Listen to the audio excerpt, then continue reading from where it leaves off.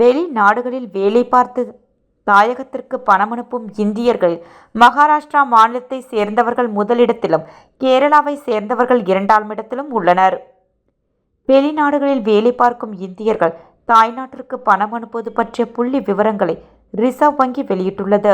கடந்த 2010-11 நிதியாண்டில் தாய்நாட்டிற்கு இந்தியர்கள் அனுப்பிய பணத்தின் மதிப்பு 4.63 லட்சம் கோடி ரூபாயாக இருந்தது. இந்த நிதியானது 2023-24 நிதியாண்டில் 9.88 லட்சம் கோடி ரூபாயாக அதிகரித்துள்ளது. கடந்த 2020-21 நிதியாண்டில் இந்தியாவிற்கு வந்த மொத்த வெளிநாட்டு நிதிகள் கேரள மாநிலத்தவர்களின் பங்கு 10.2% இருந்தது.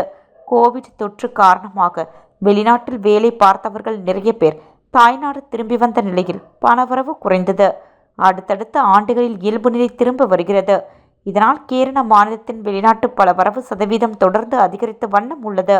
2023-24 நிதியாண்டில் தாய்நாட்டிற்கு பணம் அனுப்பிய கேரள மாநிலத்தவர்களின் பங்கு 19.7% அதிகரித்துள்ளது. தாய்நாட்டிற்கு பணம் அனுப்பும் இந்தியர்களில் முதலிடத்தில் மகாராஷ்டிரா மாநிலத்தவர் உள்ளனர். மொத்த வெளிநாட்டு பணவரவில் மகாராஷ்டிரா மாநிலத்தை சேர்ந்தவர்களின் பங்கு 20.5% ஆகும்.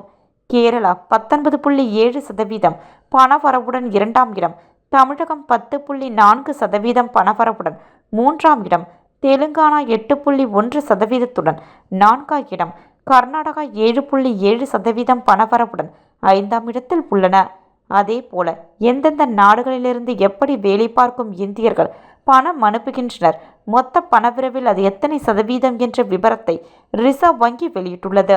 அதன்படி இந்தியாவிற்கு வரும் வெளிநாட்டு பணவரவில் 27.7% அமெரிக்காவில் இருந்தும், 19.2% ஐக்கிய அரபு அமீரகத்தில் இருந்தும், 10.8% பிரிட்டனில் இருந்தும் பணவரவு வருகிறது.